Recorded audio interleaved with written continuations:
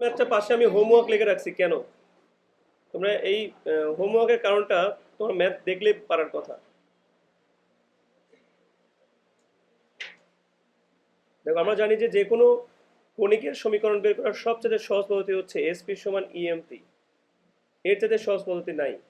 এই এসপি সমান ইএমপি করতে গেলে আমাদের কি কি জিনিস জরুরি থাকে? এস মানে উপকেন্দ্রের স্থানাঙ্ক জানা খুব জরুরি, যা দেওয়া আছে আমাকে 1,1। পি একটা বিন্দু ধরে নিতে হয়, যার স্থানাঙ্ক ধরতে হয় এক্স ওয়াই। ই আমার লাগে, যার মান দেখো দেওয়া আছে √3। এমপি, এমপি তো জানো কিভাবে বের করতে হয়, লম্ব দূরত্ব বের করতে হয়, তাই না? সেটার জন্য লাগে আমার নিয়ামক রেখা, দেখো সেটাও দেওয়া আছে x2x + y - 1 = 0। তোমরা জাস্ট খালি এসপি কিভাবে বের করবা? √ ভুজের অন্তরের উপর হোল স্কয়ার, কোটির অন্তরের উপর হোল স্কয়ার। ই মানে দিবা √3। এবার এই এক্স ওয়াই বিন্দুটা, যে এমপি যেহেতু পি আছে, এক্স ওয়াই বিন্দুটা এনে গমন করাই দিবা, তাহলে 2x থাকবে +y - 1 মডুলাস শেষ। √ সহগের উপর কি হবে? স্কয়ার, এক্স আর ওয়াই সহগের উপর স্কয়ার। এবার সমাধান করলে যে সমীকরণ পাবো সেটাই হবে আমার অধিবৃত্তের সমীকরণ। এবার আমরা 22 নম্বর ম্যাথটা দেখব। এই ম্যাথটাও দেখো সেম ম্যাথ, আমি এটা না করি, এটা তোমাদের পারফেক্ট হোমওয়ার্ক দেওয়া যায়। কেন? এই দেখো উপকেন্দ্র আছে, উৎকেন্দ্রিকতা আছে, নিয়ামক রেখা আছে, সেম ম্যাথ। এবং এটাও আমাদের সেম ম্যাথ মনে হচ্ছে। অধিবৃত্তের নিয়ামক দেওয়া আছে, অনুরূপ উপকেন্দ্র দেওয়া আছে, উৎকেন্দ্র সব এগুলা এই ধরনের ম্যাথে যদি অধিবৃত্ত থেকে কোশ্চেন হয় তাহলে এই ধরনের ম্যাথই আসবে। ঠিক আছে, এর হচ্ছে বেশি কঠিন প্রশ্ন আসবে না। এবার আসো আমাদের কাঙ্ক্ষিত। আচ্ছা, এটা আমার কাছে খুব ইন্টারেস্টিং কোশ্চেন, আমি শিওর তোমরা এটা ফাঁকিবাজি করছো। যে বা যারা তোমরা কনিক শেষ করছো বিভিন্ন জায়গায় বা বিভিন্ন সময়, তোমরা এই সকল সমীকরণ তোমরা অ্যাভয়েড করো। খুব একটা মানে দাও না, পাত্তা দাও না, বাট এরকম প্রশ্ন বেশি আসে। অসীম তট আবার কি জিনিস? অনেকে বুঝে উঠতে পারিনি অসীম তট আবার কি জিনিস। আসলে অসীম তট কি জিনিস বোঝার চেষ্টা করো। মনে করো এটা একটা অধিবৃত্ত, এই যে এটা একটা অধিবৃত্ত, এইভাবে আসলে অধিবৃত্ত না কি যদি আমরা পারফেক্ট ওয়েতে অধিবৃত্ত আঁকানোর চেষ্টা করতাম, তাহলে মনে করো আমরা বুঝতে পারতাম। দেখো ধরো আমরা একটা অ্যাক্সিস আঁকাই দিলাম, আঁকানোর পরে আমরা এই দুইটা অক্ষের মাঝখান দিয়ে একটা রেখা কল্পনা করলাম। দেখো মাঝখান বরাবর একটা রেখা কল্পনা করলাম, এই বরাবর। এবার যদি তুমি অধিবৃত্ত আঁকো, অধিবৃত্তগুলো কিভাবে কাজ করে জানো? এই রেখাটার সাথে লাগে না, বাট ওর বরাবর আগায় যায়। মানে লেগে যাবে না, বাট ওই বরাবর আগায় যাবে। মনে করো এই বরাবর আগায় যাচ্ছে, মানে এই বরাবর আগায় যাচ্ছে। তাহলে যে লাল কালারের রেখা তোমরা দেখতে পাচ্ছ দুইটা অক্ষের মাঝখান দিয়ে, এই রেখাগুলোকে বলি আমরা অসীম তট। কি বলি আমরা? অসীম তট।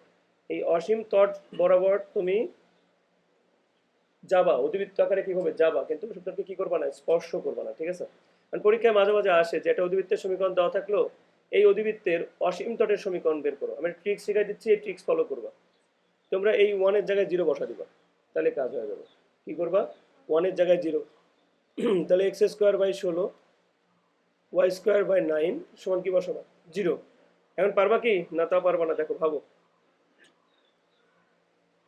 তুমি যদি 0 বসাতে পারো তাহলে শেষ পর্যন্ত কেমন আসবে? x² / 16 সমান আমি লিখতে পারি y² কি বলতো 9।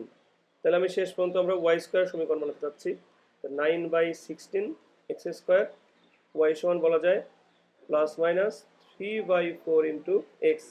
এটাই হচ্ছে আমার অসীম তটের সমীকরণ। ঠিক আছে, এভাবে তোমরা অসীম তট করবা। এটা অধিবৃত্তের সমীকরণ বের করে জাস্ট খালি ওয়ানের জায়গায় 0 বসাই দিবা, তাহলে দেখবো অসীম তটের সমীকরণ চলে আসবে। কয়টা আসছে? 2টা আসছে না? প্লাস মাইনাস, তার মানে 2টাই তো আছে। লাল কালারের রেখা কয়টা আছে এখানে? 2টা। এবার এর জ্যামিতিক রূপ চাইছে আমার কাছ থেকে। কি চাচ্ছে আমাদের কাছে? জ্যামিতিক রূপ। আচ্ছা, জ্যামিতিক রূপ, রূপ কি? আচ্ছা সরি, এটা একটা এমসিকিউ কোশ্চেন, অপশন এখানে নাই, বাট তোমরা দেখলেই তো পারার কথা। x² - y² = 0 এর জ্যামিতিক রূপ কি আসলে? তো এটা তোমার কনফিউশন হয়ে গেছে, এটা আবার কেমনে করবো? বাট সমস্যা নাই, x² y² থাকা মানে আমার a আর b এর সহগ আছে। a এর সহগ হচ্ছে +1, b এর সহগ হচ্ছে -1। আর এখানে h যে নাই এটা আমরা শিওর। তাহলে a স্কোয়ারের চাইতে অবশ্যই a আর b গুণ করলে যা পাবো সেটা কি পাচ্ছি আমরা? a আর b গুণ করলে y² তো -1 পাচ্ছি, তাই না? তো ঝামেলা হয়ে গেল, তাহলে তো এখানে -1 চলে গেল, সেটা তো মানতেছে না। 0ই তো বড় হয়ে গেল কার থেকে? -1 এর থেকে। তার মানে এখানে a² এর ভ্যালুই বড় আর ab এর মান কি? ছোট। কারণ এটা 100% কি বলতো? অধিবৃত্ত। এবার দেখতে পাচ্ছি আমরা এত অধিবৃত্তের এত বিন্দুতে স্পর্শকের সমীকরণ নির্ণয় করতে বলছে। এখানেও একটা স্পর্শকের কন্ডিশন চলে আসবে। আমরা দেখেছিলাম, আগের দিনও দেখেছিলাম যে স্পর্শকের কন্ডিশন থাকে, তাই না? তবে অধিবৃত্তের স্পর্শক আমার কাছে মনে হচ্ছে যে এটা ইম্পর্টেন্ট কোনো কেস না, ঠিক আছে? তোমার চাইলে এটাকে স্কিপ করে দিতে পারো, এত টাইম তোমাদের জন্য পাবা না।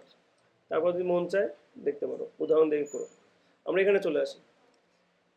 এটার পরামিতিক স্থানাঙ্ক বিশিষ্ট অধিবৃত্তের সমীকরণে নয়, পরামিতিক স্থানাঙ্ক একটু বলবো, মানে এমসিকিউ যেন পারো এর জন্য বলবো। আমরা উপবৃত্তের ক্ষেত্রে দেখেছিলাম এক্স সমান ছিল কি যেন ছিল, এক্স সমান এ এ কস থিটা ছিল, আর ওয়াই সমান ছিল বি সাইন থিটা। তাহলে এখানে তুমি কিভাবে করবা, এখানে একটু লিখে নাও, খাতা তুলে নিবা, নোট করে দিচ্ছি আমি। এখানে তোমরা এক্স সমান ধরবে একটু আলাদা এ সেক থিটা, আর ওয়াই সমান ধরবে হচ্ছে বি ট্যান থিটা। তাহলে দেখবো তুমি সব ম্যাথ পারতেছো, ঠিক আছে? এখন তোমাকে বলছে অধিবৃত্তের সমীকরণ বের করতে। একটা অধিবৃত্তের সমীকরণ বের করতে তোমাকে এর মান জানা লাগে আর কার মান জানা লাগে, বি এর মান।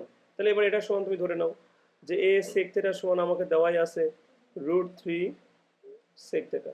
সেক থিটা বাদ, তাহলে এ সমান কি আসে √3। আবার বি এর মান দেখতেই পাচ্ছ আসবে 2, দেখে বোঝা যাচ্ছে ট্যান ট্যান কেটে দিলে বি এর মান কত আসবে 2। আর কি সমস্যা আছে তোমাদের? আমাকে তো আর বলে দেয় নাই যে কে বড় কে ছোট, কিছু বলছে?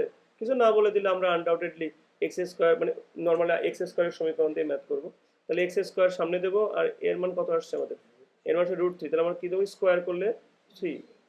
তুমি যদি √3 স্কোয়ার দিতে চাও দিতে পারো, তোমার ইচ্ছা। Minus Y square by B square মানে কি 2 স্কোয়ার সমান কি দেবে এখানে একটা 1। এটা আমাদের উত্তর, ঠিক আছে? আমাদের অধিবৃত্ত এটুকু পড়লেই চলবে, এর বেশি আমাদের আসলে